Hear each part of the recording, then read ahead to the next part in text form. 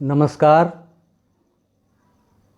आइए आज की सुबह का आगाज़ कुछ पाक अल्फाजों से करें, कुछ पवित्र पंक्तियों से करें। तहज़ीब की पहली सुबह की पाक दुआएं, तहज़ीब की पहली सुबह की पाक दुआएं गूंजी है फ़िज़ा में, गूंजी है फ़िज़ा में ऋषियों की सदाएं, गूंजी है फ़ज़ा में ऋषियों की सदाएं। ए गंगोजुमन की गुनगुनाती लहरों, ए गंगोजुमन की गुनगुनाती लहरों, देती है सुनाई तुम में वेदों की ऋचाएँ, देती है सुनाई तुम में वेदों की ऋचाएँ। शुभ प्रभात मेरे प्यारे छात्र छात्राओं। आज हिंदी कक्षा में आपका स्वागत है, आपका मैं इस्तकबाल करता हूँ। आइए आज शुरुआत करते हैं गद्य पाठ से।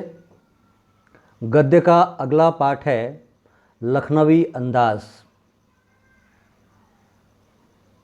लेखक हैं यशपाल। जैसी कि परंपरा है, गद्य या काव्य को जानने के पहले, पढ़ने के पहले हम कवि को या लेखक को उनकी साहित्यिक उपलब्धियों के बारे में जान लें तो उस अध्याय को समझने में हमें आसानी होती है। आइए जानते हैं यशपाल लेखक जो हैं, यशपाल जी का जीवन परिचय और उनकी साहित्यिक उपलब्धियों के बारे में।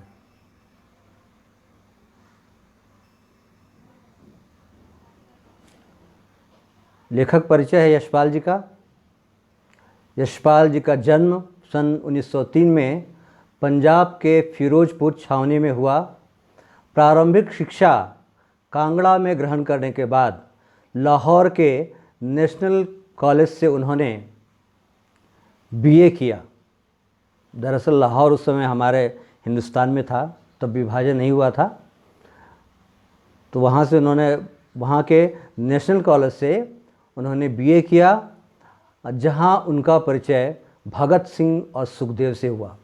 अब जिस लेखक का परिचय भगत सिंह और सुखदेव जैसे महान क्रांतिकारियों से, मैं तो उन्हें भगवान मानता हूँ, उनसे हुआ हो तो वह उस व्यक्ति का व्यक्तित्व कैसा होगा आप स्वयं अंदाज़ा लगा सकते हैं। तो नेशनल कॉलेज में जहाँ से बीए कर रहे थे, वहाँ उनका परिचय भगत सिंह और सुखदेव से हुआ। स्वाधीनता संग्राम की क्रांतिकारी धारा से स्वाभाविक था कि उस समय स्वाधीनता आंदोलन चल रहा था। उस धारा से प्रत्येक लोग जुड़ते थे, चाहे कवि हों, लेखक हों, पत्रकार हों, समाज सेवी हों, सब लोग जुड़ा करते थे। ये भी जुड़े और उनसे क्रांतिकारी धारा के जुड़ाव के कारण वे जेल भी गए। जेल जाना उस समय बड़ा भाग्यशाली माना जाता था। वो व्यक्ति बड़ा भाग्यहीन समझा जाता था जो जेल नहीं गया हो देश की स्वाधीनता संग्राम में। उनकी मृत्यु सन 1976 में हुई, 1976 में। आगे देखते हैं। यशपाल की रचनाओं में आम आदमी के सरोकारों की उपस्थिति है। यथार्थवादी शैली के विशिष्ट रचनाकार हैं। यथार्थवादी क्या, जो रियलिस्टिक्स जो लोग होते हैं उन्हें यथार्थवादी कहा जाता है। तो यथार्थवादी शैली के विशिष्ट रचनाकार हैं। सामाजिक विषमता, राजनैतिक पाखंड और रूढ़ियों के खिलाफ उनकी रचनाएं प्रमुख रूप से मुखर हैं। उनके कहानी संग्रहों में ज्ञान दान, तर्क का फन, पिंजरे की उड़ान, वाह दुलिया, फूलों का कुर्ता उल्लेखनीय है। उनका झूठा सच उपन्यास, जो भारत विभाजन की त्रासदी का मार्मिक दस्तावेज है। झूठा सच एक उपन्यास है जो भारत और पाकिस्तान के बंटवारे के समय जो घटनाएं घटी उसका एक मार्मिक दस्तावेज है। अमिता, दिव्या, पार्टी कॉमरेड, बाबा कॉमरेड, मेरी तेरी उसकी बात उनके अन्य प्रमुख उपन्यास हैं। भाषा की स्वाभाविकता और सजीवता उनकी रचनागत विशेषता है। इस प्रकार हमने यशपाल जी का लेखक परिचय देखा और उनकी साहित्यिक उपलब्धियों के बारे में जानकारी हासिल किया। आइए सीधे चलते हैं पाठ लखनवी अंदाज में।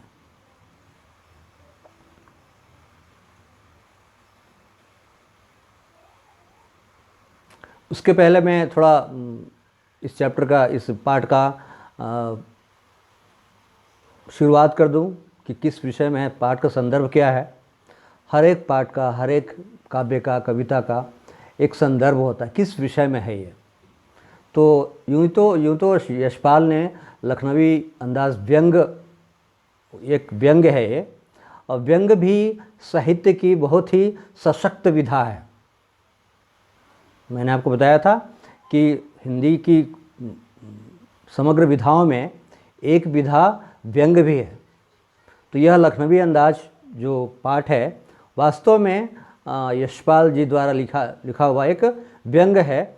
ये साबित करने के लिए लिखा था उन्होंने कि बिना कथ्य के, जब तक कोई घटना ना घटे, जब तक कोई बात ना हो, बिना कथ्य के कहानी नहीं लिखी जा सकती।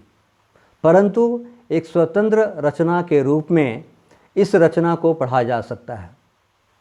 कभी कभी होता क्या है कि कहानियों का कोई विषय नहीं होता, कोई कथानक नहीं होता, कोई बात नहीं होती, इसके बावजूद एक स्वतंत्र रचना के रूप में उस तरह की रचना को पढ़ा जा सकता है। यशपाल उस पतनशील सामंती वर्ग पर कटाक्ष करते हैं। सामंती वर्ग क्या था? जो सामंतशाही करता था, लोग अपने आप को बहुत बड़ा बताता था, चाहे ज़मींदार हों, चाहे बड़े लोग हों, और लोगों का वो शोषण करते थे, लोगों को अपने से नीचा मानते थे, अपने से निम्न मानते थे। वो तो कटाक्ष करते हैं उन पर जो वास्तविकता से बेखबर एक बनावटी जीवन शैली का आदी है। एक व्यक्ति है, लखनऊ का ही नवाबी ठाट लिए हुए, वो अपने वास्तविक जीवन से बेखबर एक बनावटी जीवन जीता है और उसी जीवन शैली को जीने का आदी है।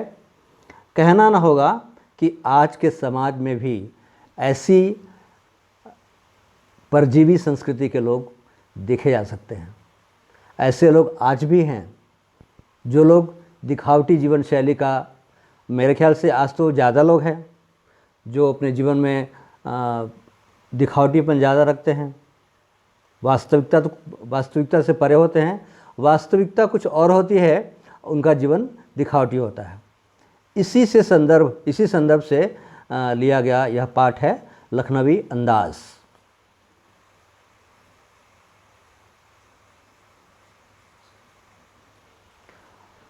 देखिए, लखनवी अंदाज कहानी एक व्यंग्यात्मक कहानी है। मैं बता दूं बच्चों कि मैं आपको कहानी का सारांश बता रहा हूँ, मैं शब्दशः नहीं बता रहा हूँ। वर्ड टू वर्ड जो बुक में लिखा हुआ है उसकी विवेचना मैं नहीं कर रहा।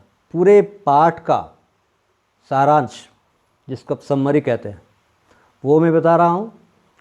तो लखनवी अंदाज कहानी एक व्यंग्यात्मक कहानी है। आप परीक्षा में आता है कोई भी एक अनुच्छेद देकर कि किस तरह की कहानी है, तो आपको ये बताना पड़ेगा कि यह एक व्यंग्यात्मक कहानी है। यशपाल जी मध्यवर्गीय समाज की दोहरे मानसिकता पर व्यंग करने में सिद्धहस्त हैं, माहिर हैं। जो लोग दोहरे जीवन को जीते हैं, एक वास्तविक जीवन जो उनका है और एक दिखावटी जीवन, तो उन वैसे लोगों की मानसिकता पर व्यंग करने में ये बड़े ही माहिर हैं, सिद्धहस्त हैं। कहानी के प्रारंभ में लेखक एक पैसेंजर ट्रेन के पास ही स्टेशन तक यात्रा करने के लिए सेकंड क्लास का टिकट खरीदता है। उसे ज़्यादा दूर जाना नहीं था, इसलिए वह चाहता था कि एकांत में बैठकर नई कहानी के संबंध में सोच सकने, मीन्स नई कहानी का कोई मसला सोचेंगे, कोई विषय सोचेंगे और खिड़की से प्राकृतिक दृश्य भी देख सकें। यह सोचकर उन्होंने वह टिकट खरीदा था और सेकंड क्लास के डब्बे में जाकर वो बैठ गए थे।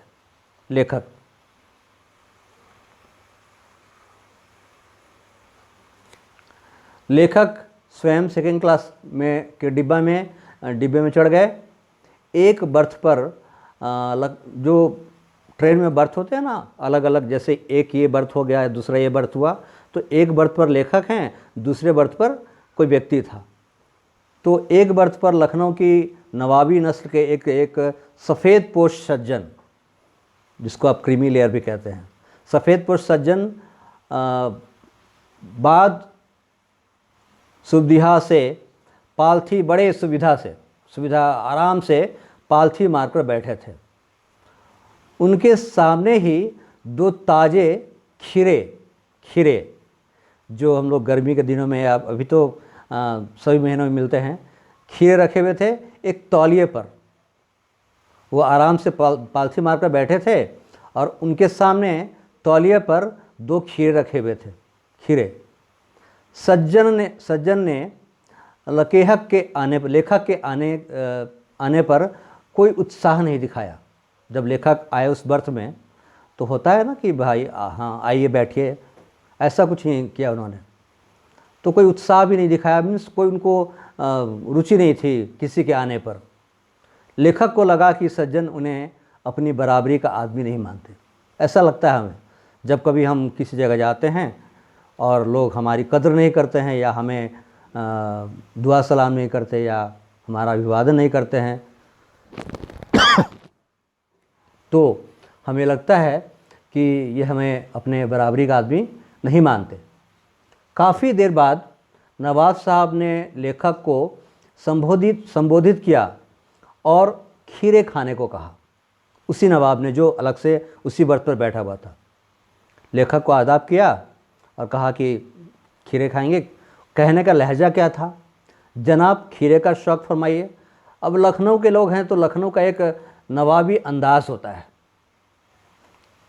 वहाँ के हर लोग अपने ढंग से, अपने तहज़ीब के अनुसार, अपनी संस्कृति के अनुसार, क्योंकि लखनऊ एक समय नवाबों का शहर हुआ करता था। लखनऊ, हैदराबाद ये सब जगह हैं जो नवाबों का शहर हुआ करता था। तो वहाँ के लोग अभी भी उनकी नवाबी नहीं छूटी है। नवाबी चली गई लेकिन जो उनका तहज़ीब थी, उनकी संस्कृति थी, वो आज भी कायम है। आज भी लोग इसी लहजे में इसी तरह से बात करते हैं। और अपने अपने शहरों की एक खासियत होती है। हम झारखंड के हैं, हम अपने तरह से बात करते हैं, बिहार वाले बिहार की तरह से बात करते हैं, उत्तर प्रदेश वाले वहाँ के ढंग से बात करते हैं, तो लखनऊ वाले लखनवी अंदाज से बात करते हैं। तो उन्होंने क्या कहा, जनाब खीरे का शौक़ फरमाइए, अर्थात खीरा खाइए। लेकिन लेखक ने सधन्यवाद लौटा दिया, मीन्स धन्यवाद कहा कि नहीं ठीक है धन्यवाद, आप खाएं। ये कहकर उन्हें खीरा लौटा दिया। ठीक है, आगे आते हैं। कुछ समय बाद नवाब साहब ने खीरे को नीचे रखा। खीरे को खाया नहीं, खीरे को नीचे रखा हुआ तौलिया जो था उसको झाड़कर सामने बिछा दिया अपने सीट में, और सीट के नीचे लोटा उठाकर खीरे को खिड़की के बाहर धोया और तौलिए से पोंछ लिया। मीन्स लोटा उठाया, लोटे से बर्थ में जो खिड़की होती है, खिड़की के बाहर खीरे को धो लिया और उनको तौलिए से पोंछ लिया। जेब से चाकू निकाला। अब देखिए उनकी नवाबी, उनकी रईसी क्या है। जेब से चाकू निकाला, दोनों सिरों को काट कर गोद कर, जो चाकू से हम उसके ऊपरी भाग को काट देते हैं, क्योंकि झाग चले जाने से उसमें जो तीखापन होता है, कड़वापन होता है, वो चला जाता है। इसी बाबत जेब से चाकू निकाला, दोनों सिरों को काट कर गोद कर झाग निकाला। फिर जीरा नमक, जीरा मिला नमक और मिर्ची, लाल मिर्ची उसमें लगाकर करीने से उसमें छिड़क कर, आपके पुस्तक में लिखा हुआ है छिरा बुरक कर, बुरक कर मीन्स उसे छिड़क कर, है ना। नमक, मिर्ची, लाल मिर्ची और जीरा यही मिलाकर उस पर छिड़क दिया और करीने से तौलिए पर सजाते गए। करीने से मीन्स ढंग से, एक एक करके, पहला खीरा, फिर दूसरा खीरा, फिर तीसरा खीरा, एक एक फाँक काट काट कर उसे सजाते गए।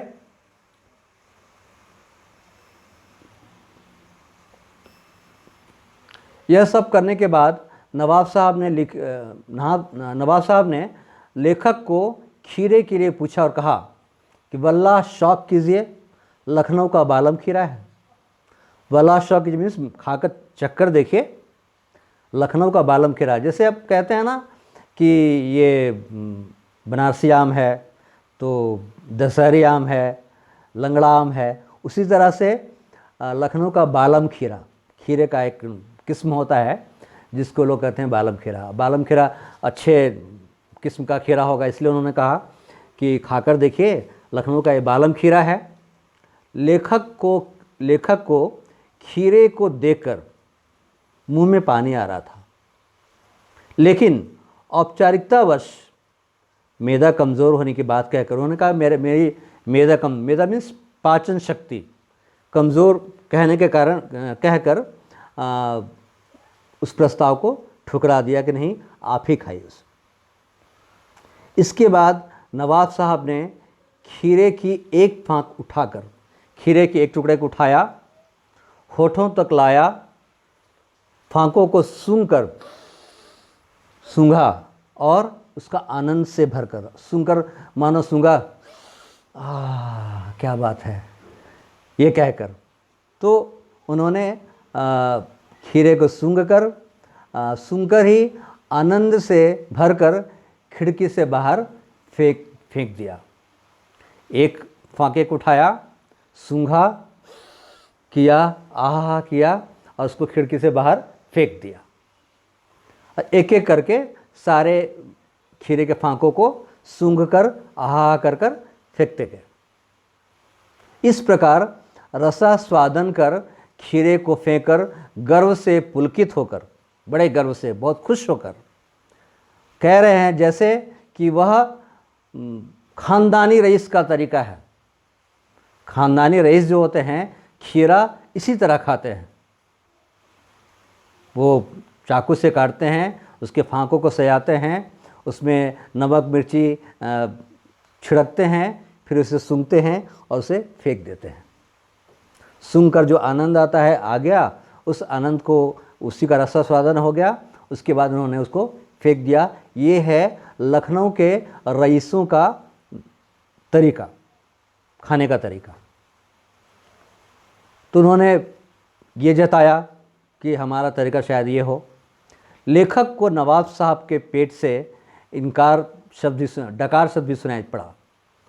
बाद में उसी व्यक्ति ने, वो नवाबी जो लखनवी नवाब था, उसने जब वो लेटने के बाद वो डकार भी लेता है, मीन्स जो खाया, हम जब कुछ खाएंगे तब ना डकार आएगा, लेकिन उसने सूंघ कर फेंक दिया बाहर फेंकने के बाद आराम से लेट गए। लेटने के बाद उनको डकार आया, मीन्स जो खाया है वो पच गया, अपनी जगह पर चला गया, तो डकार भी सुनाई दिया। ये भी हंसने वाली बात है। कहानी बहुत बड़ी छोटी है। तो ये सब देखकर लेखक सोचने लगा कि खीरे की सुगंध और स्वाद की कल्पना से आदमी का पेट भर सकता है। देखिए, मुख्य बात यहीं पर है। लेखक क्या कर रहे हैं, तो ये सब जो घटना देखा कि उस व्यक्ति ने क्या किया, खीरे को तौलिए पर बिछाया, फिर खीरे को चाकू से काटकर उसको अलग अलग फाँकों में करीने से सजाया, रखा तौलिए में, और सजाकर फिर उसमें नमक मिर्ची और जीरा छिड़क दिया। फिर उसको बड़े ढंग से उठाकर सूंघकर उसे फेंक दिया, फिर लेट गया। लेटने के बाद उसे डकार भी आया। इतना कुछ देकर लेखक सोचने लगा कि खीरे की सुगंध और स्वाद की कल्पना से यदि आदमी का पेट भर सकता है तो बिना विचार, बिना कोई घटना और बिना किसी पात्र के क्या कोई नई कहानी का लेखक मात्र अपनी इच्छा से कहानी नहीं लिख सकता है? अर्थात लिख सकता है बिना किसी पात्र के, बिना किसी कथानक के, बिना किसी घटना के कहानी भी लिख सकता है। लेखक ने नई कहानी के लेखकों पर यह व्यंग किया है। आजकल के जो लेखक हैं, जो कहानीकार हैं, उन पर वास्तव में ये व्यंग्य है। उस सफ़ेद पुरुष पर तो है ही, उसके साथ साथ जो आज के ज़माने के जो लेखक हैं, कहानीकार हैं, जिनके कहानी का कोई मजमून नहीं होता है, कोई मसला ही नहीं होता है, कोई संदर्भ ही नहीं होता है, और 3-3, 4-4, 5-5 पन्नों की एक कहानी होती है। कहानी सर से पांव तक निकल जाता है। कहानी जब होती है, कहानी में एक घटना होती है, कुछ पात्र होते हैं, वो पात्र के साथ उनका जीवन होता है, उनकी जीवन शैली होती है, कुछ घटनाएं घटती हैं, कुछ अच्छा होता है, कुछ बुरा होता है, कुछ लाभ होता है, कुछ हानि होती है, कुछ घटनाएं घटती हैं, फिर बाद में एक हैप्पी एंडिंग होती है, सुखद अंत होता है या फिर दुखद अंत होता है। इस तरह से कहानी का अंत होता है। लेकिन आजकल के लेखक जो हैं, आजकल के बहुत सारे कहानीकार, सब नहीं, बहुत सारे कहानीकार अच्छे भी हैं, ऐसी बात नहीं है, उन लेखकों को, उन कहानीकारों को उन्होंने व्यंग किया है जिनकी कहानी का कोई मजबूत नहीं होता है, कोई मतलब ही नहीं है। वैसे लेखकों पर इन्होंने व्यंग किया है, लेखक यशपाल ने।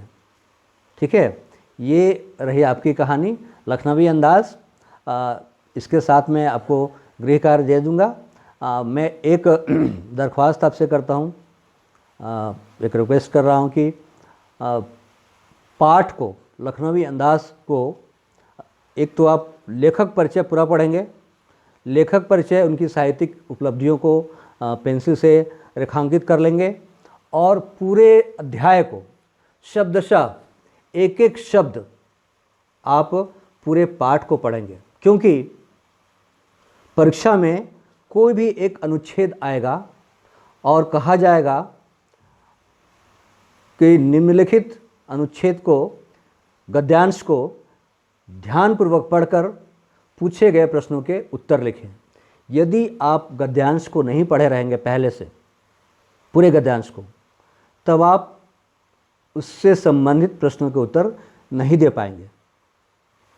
इसलिए मेरा एक दरख्वास्त है, मेरा एक आग्रह है कि कहानी को शब्दशः पढ़ें। बहुत ही साधारण सी कहानी है, कहानी का कोई विषय ही नहीं है, एक माध्यम है वो लखनवी अंदाज का एक आदमी, और लेखक जब बैठ जाते हैं ट्रेन में और थोड़ी देर की घटना है, बस उतनी ही घटना की बात है। लेकिन जब कोई विषय ना हो तो वो विषय भी बड़ा महत्वपूर्ण हो जाता है, खासकर उस समय के लिए जब उससे आपकी परीक्षा ली जाए। यदि परीक्षा में उससे संबंधित कोई प्रश्न पूछा जाए और आप पढ़े नहीं रहेंगे तो फिर नहीं कर पाएंगे ना। इसलिए मैं कह रहा हूँ बार बार कि कहानी को बार बार शब्दशः, वर्ड टू वर्ड आप पढ़ लीजिए। समझ में ना आए आप रेखांकित करके रखिए। जब हमारी मीटिंग होती है उस समय पूछिए, मैं आपके सवालों का, आपकी शंकाओं का समाधान करूंगा, सवालों का जवाब दूंगा। और जो गृह कार्य मिल रहा है कृपया उसे अपने कॉपी में लिख लेंगे, क्योंकि कॉपी के अंक मिलते हैं, आपको पता है। तो बच्चों, इस तरह से आज की कड़ी यहीं मैं समाप्त करता हूँ। आप लोग खुश रहिए, सुरक्षा के नियमों का कड़ाई से पालन कीजिए, अपने घर के लोगों का ख्याल रखिए। धन्यवाद।